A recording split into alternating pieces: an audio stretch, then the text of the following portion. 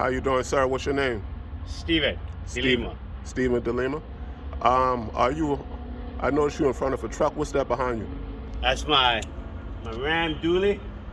Uh-huh. And that's my 40-foot big tech trailer, gooseneck. Okay. And what do you do with that truck? This one, I run light load with these ones. Okay. And then you can see right there, that's my light loads. Okay. I got with this one, my max weight, I can run around, probably around like 22,000. Okay. And that's a Hotshot truck? Yeah. What's the benefits of having a Hotshot truck versus 18-wheeler? Well, see, I got both. I'm running my 18-wheeler and I run this. I run it by myself. My 18-wheeler, I run my heavy loads. Okay. And sometimes companies, they don't like put light loads on a big rig. Okay. So I got me a Hotshot. So the light loads, I run my Hotshot. Heavy load, I run my 18-wheeler. Okay. How much would a truck like this cost? That one, If someone wanted to get started on a Hotshot truck, what would they need first of all? A truck? Well, first of all, you need your connections first before you get involved. So you don't want to just buy a truck and then just go, okay, where I'm going to get my load at. Okay. You want to get all set up first. Okay. And then once you get all set up, you know you're going to get loads and all that kind of stuff. Because when you go to the bank, and then see this truck right here is a 2019, that costs $73,000. $73,000. Yeah. Okay. And then so. How much was the trailer? My trailer was 14. Okay. And so what they do is when you go to the bank, and then you're going to go, okay, I want to make a loan for this truck here. And then, but you got to let them know that what you're going to use it for. Okay. Commercial or private. Okay. And then because if you go commercial, a lot of banks say, okay, well then you're going to have to go to our commercial department. Okay. And then that's when you got to give them your tax, your all this stuff, and do all this kind of stuff, a lot of work. Mm-hmm. So this is what happened with me. It's like, shit, I need my truck now because I got loads already for waiting. Okay. So what I did was when I went to the bank, and then they said, no, you got to have this and this and this and this and this and this and that for the business. Mm-hmm. And I'm like, shit. And then so I said, you know what? The hell with that with the business. I want a personal loan. Okay. Okay. So going personal instead of commercial, cut out a lot of red tape. Right. But then again, is that so when I went go for a private, I got that truck in like 5 minutes. But then now, once you got it, then you got to register for commercial. Mm. And so banks gonna go. So what I did was I kind of ran sort of illegal a little bit for a couple months because I ran loads with my personal plate. Okay. Okay. And then I kind of ran a little bit, but I knew I had to change it. Okay. And then so what I did was once I got a couple months into the bank, then I'll tell a bank, I said, hey, I need this to be a commercial. And then they said, well, you got it on private, but you got to do it all, I just need you to change it over. So, Mm-hmm. well, we can't do that. And I said, well, then you can have the truck back. Mm. And then they said, shit, okay, we'll change it over. Because see, when the title was under my personal name, and then so in commercial cannot be under your personal name. Okay. And then so what I did was when I talked to the bank, said, you don't give me a commercial, I'll turn this truck back in. Okay. And then, naturally they're going to do it. So they changed the title to my company, DeLima Transport. DeLima Transport. Then you go to the DOT, the state and all that, then you register as a commercial.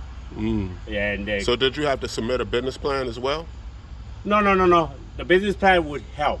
Okay. Because what it is that, say if you go in for a business, right, and then you go get a truck for the business, and then they go say, they check your credit or whatever. Mm-hmm. They go, well, we might have to think about it. Okay. And then, but if you go in and say, hey, for business, hey, look, I got jobs already locked up. Okay. Then it's kind of help them, help them out. move the process faster. Okay, he got jobs set up. Are you set up under LLC or corporation? At first was LLC when I first started. Then I turned it over to incorporation. Okay. So having a hotshot truck, is it better to go on load boards or is it better to pull for a company? If this is the deal with my experience, April of this year, I'm gonna make 22 years of my own. So the best thing to me is to go on your own. Okay. Because there's load boards out there, and man, they get jobs for everything. You know, so you just find them. Like what I used to do. My brother live in Texas. Hey, I'm gonna visit him this weekend. I go on a board, find where I'm at in Virginia. Sometimes you go around Deadhead, 50-mile radius or 100 miles radius.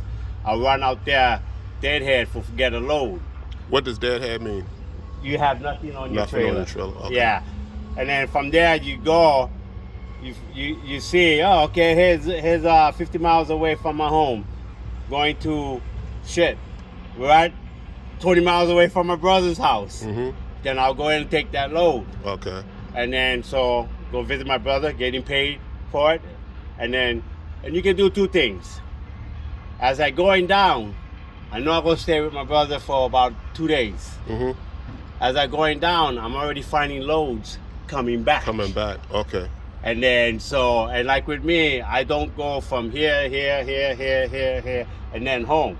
I go from home to here, back home. From home to there, back home. You know, I don't go all over the place before I get home. But that's up to you, however you want to do it. Right. Yeah. Okay, that's good. And you've been putting in work for over 20 years driving truck. Well, my own business, 22 years. Before that, I drove 3 years. And before that one, I drove 1 year with Snyder. Okay. Is there any advice you want to give somebody who's trying to start out in the hotshot business or the trucking business? Yeah, you really gotta want it. You really gotta want to drive truck. And it's not like some people, oh man, it's a nice big rig, oh, I like drive that, you know, this and that. They jump in a couple months, man, this ain't for me. But see, if you buy yourself a truck or all that kind of, then you stuck. As a matter of fact, my neighbor, he gonna retire from the Navy next month.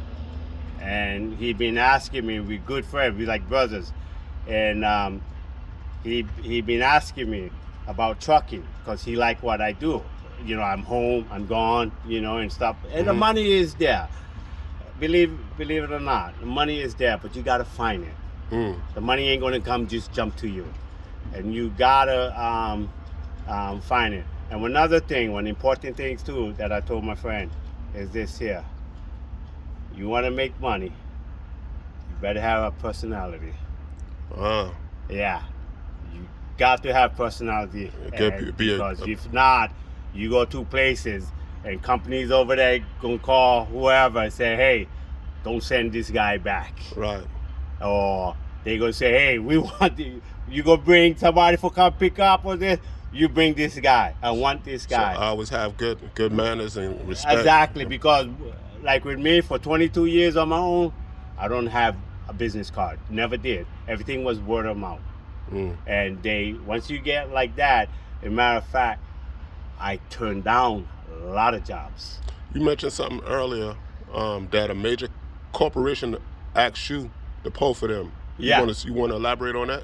Yeah, Cat. They asked me. Caterpillar. Caterpillar. They liked what I was doing. They seen what I was doing because I dealt with them before, and so I get along with everybody over there. You know, I'm on time. You know, and you just got to have the all-around personality and job performance and all that.